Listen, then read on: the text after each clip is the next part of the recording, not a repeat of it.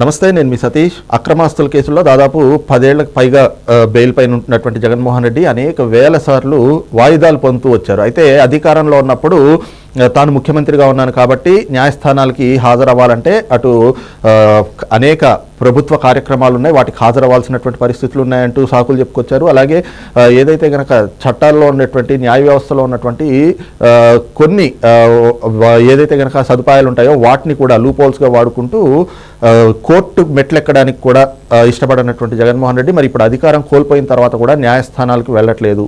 మరి ఆయన పైన ఉన్నటువంటి కేసులపైన విచారణ కూడా మందకోడిగానే సాగుతూ ఉన్నటువంటి ఈ పరిస్థితి. మరి ఈ క్రమంలో రాబోయేటువంటి రోజుల్లో ఈ కేసుల్లో కదలికి వచ్చేటువంటి అవకాశం ఉందా అనేటువంటి చర్చ కూడా తెరపైకి వస్తూ ఉంది. మరి ఇదే అంశాలపైన మనతో విశ్లేషించేందుకు ప్రముఖ రాజకీయ విశ్లేషకులు కొత్త రవీంద్రబాబు గారు ఉన్నారు. సార్ నమస్తే. నమస్తే సార్. ముఖ్యంగా దాదాపు 11-12 ఏళ్ల నుంచి కూడా బెయిల్ పైనే ఉంటా ఉన్నారు జగన్మోహన్ రెడ్డి గారు. ఆయన పైన ఏదైతే సిబిఐ ఈడీ కేసులు ఉన్నాయో వాటికి అక్రమాస్తుల కేసులకు సంబంధించి మరి అధికారంలో లేనప్పుడు 2014-19 మధ్యన ప్రతి శుక్రవారం ఆయనకి అదొక కోర్టు యాత్ర కింద ఉండేది. మరి అధికారంలోకి వచ్చాక ఆయనకున్నటువంటి అధికారాన్ని అడ్డం పెట్టుకుని కోర్టుకైతే హాజరు కాని పరిస్థితులు. మరి ఇప్పుడు ఆయన అధికారం కోల్పోయి దాదాపు 8 నెలలు అవుతూ ఉంది.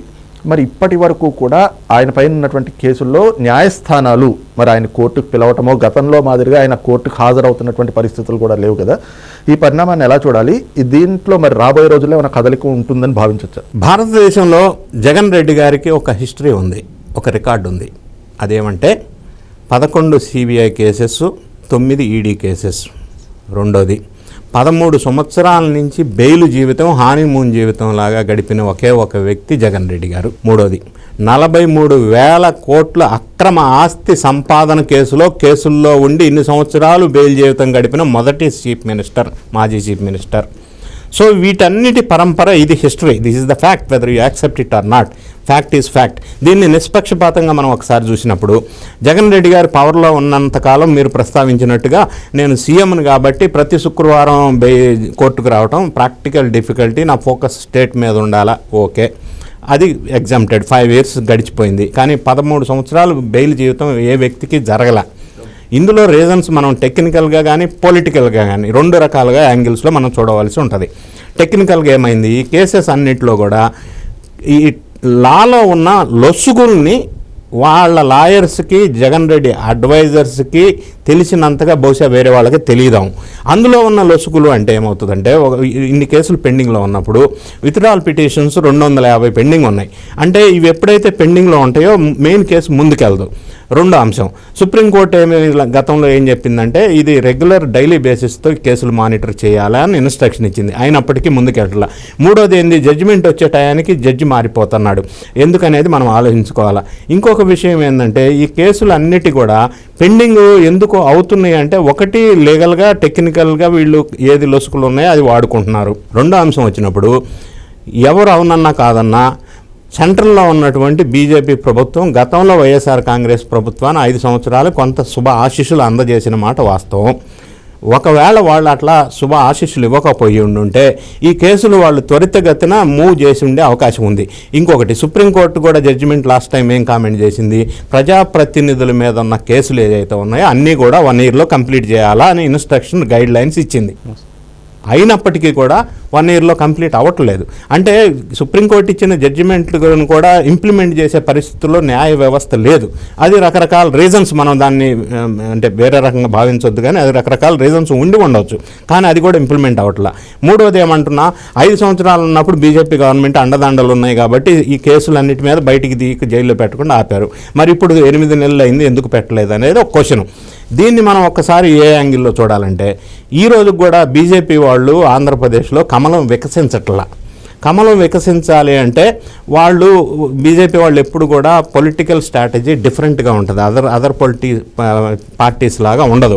ఇప్పుడు వాళ్ళ ఆలోచన ఎట్లా ఉంది, ఈ నెక్స్ట్ ఎలక్షన్కి వచ్చేసరికి కమలం వికసించాలంటే వాళ్ళు టీడీపీతో అన్నా ఉండాలా, లేదా వైఎస్ఆర్ కాంగ్రెస్ పార్టీతో అన్నా ఉండాలా, లేదా పవన్ కళ్యాణ్తో అన్నా ఉండాలా. సో ఈ డైలమాలో ఉన్నప్పుడు ఈ స్ట్రాటజిక్ డెసిషన్లో భాగంగా ఈ రోజు కూడా జగన్ రెడ్డి మీద వాళ్ళు సీరియస్ డెసిషన్ తీసుకొని ఉంటే ఇవన్నీ పక్కన పెడదాం. హూ కిల్డ్ బాబాయ్, బాబాయ్ కేసు పెండింగ్లో ఉంది, అది సిబిఐ దగ్గర ఉంది.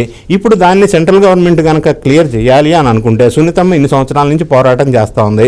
సొంత చెల్లి, తల్లి, ఇంట్లో కుటుంబ సభ్యులంతా కూడా జగన్ రెడ్డి, అవినాష్ రెడ్డి చంపించారని అందరికీ ఓపెన్గా చెప్తున్నారు, వాళ్ళు చెప్తున్న మాట. సో ఇంత క్లియర్గా క్లారిటీ ఉన్నప్పుడు ఈ కేసు ఆయన 5 సంవత్సరాల్లో డిలే చేశాడు, బాగానే ఉంది. ఎన్డీఏ గవర్నమెంట్ వచ్చినా కూడా మూవ్మెంట్ జరగట్లేదు.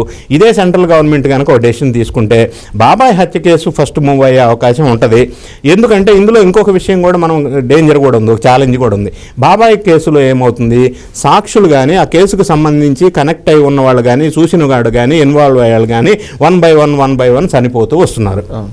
అది డ్రైవర్ కావచ్చు, దస్తగిరికి థ్రెట్ కావచ్చు, వాచ్మెన్ రంగయ్యకి థ్రెట్ కావచ్చు, ఇంకొక అతను ఇద్దరు హైదరాబాద్ నుంచి వెళ్తూ ఒక డ్రైవర్ ఏదో ఫోన్లో మాట్లాడటం విన్నాడని నెక్స్ట్ డే ఆ డ్రైవర్ చనిపోయాడు. తర్వాత అభిషేక్ రెడ్డి సిటీ న్యూరో హాస్పిటల్లో ఏదో తెలియని వింత జబ్బు వచ్చి ఆయన చనిపోయాడు. ఎందుకంటే ఆ కేసులో ఆయన చనిపోయిన బాడీకి కుట్లేసిన వ్యక్తి. అంత కీలకమైన వ్యక్తులు అందరూ కేసులో 1 by 1 చనిపోవటం, మిస్ అవటం జరుగుతూ ఉంది.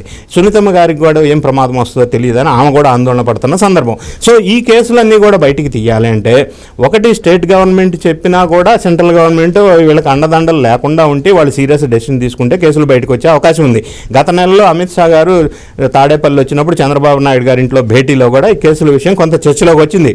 అది కేసుల విషయం కావచ్చు, జగన్ అక్రమంగా కట్టుకున్న ప్యాలెస్లు, అక్రమ సంపాదనను ఇన్వెస్ట్ చేయాల్సింది పోయి గవర్నమెంట్ మనీని 500 కోట్ల ఇన్వెస్ట్మెంట్ ప్యాలెస్లు ఏదైతే కట్టుకున్నాడో, రకరకాల దుర్వినియోగం అన్నీ కూడా చర్చల్లోకి వచ్చినాయి. ఇన్ని చర్చల్లోకి వచ్చినాక అమిత్ షాకి తెలియదని కాదు, బీజేపీకి తెలియదని కాదు, వాళ్ళు కూడా వ్యూహాత్మకంగా రాబోయే రోజుల్లో ఇన్ కేస్ వైఎస్ఆర్ కాంగ్రెస్ పార్టీని టోటల్గా డిటాచ్ చేసి పక్కన పెట్టి మనం వేరే రకంగా హింసిస్తే మరి వాళ్ళకి రేపటి రోజున ఎలక్షన్లో మద్దతు అవసరమైతే ఇబ్బంది అవుతుందో అని డిప్లొమాటిక్గా ఉన్నట్టుగా మనకు అనిపిస్తూ ఉంది.